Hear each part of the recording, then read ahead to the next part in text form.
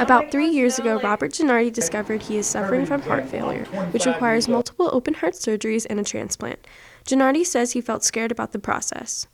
After I realized what was going on, the second time, I've had 2 surgeries now, the second time was scary. A doctor came in and was talking to me about death, was helping me get ready, and I actually had to get all my affairs in order before they would do my second surgery for the LVAD. They just told me that I need to prepare. Gennardi says he relies on his wife for almost everything.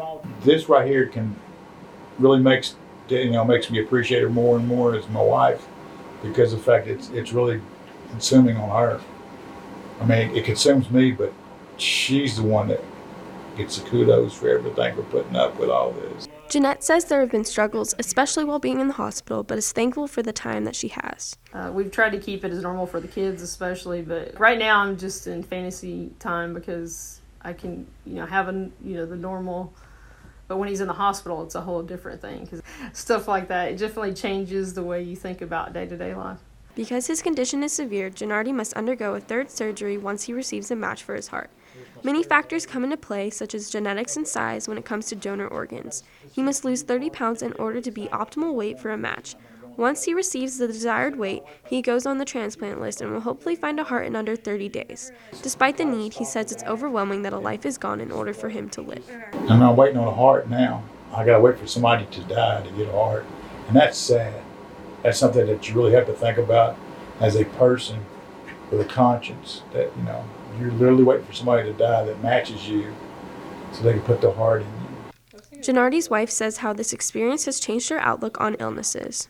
Before this point in my life, I've known people that had cancer, known people that have went through things, but until you experience the ups and downs, and you never know if you have, right now with the heart pump, most people live a good 7 years, and if they don't have complications, and it's a pretty solid thing that he has. You have to learn to live with it and to make the best of the experience. As a child, Gennardi was encouraged by his mother, and her words have stuck with him.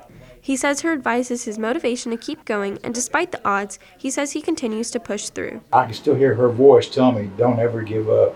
Never. We were taught to never give up, to fight for everything you got. Don't just lay down, let somebody run you over. A lot of people in my predicament have just laid down and just died, is what they told me. And they were expecting me to lay down and not go through all these procedures and just give up on life and, forget about it. But it's going to be all right.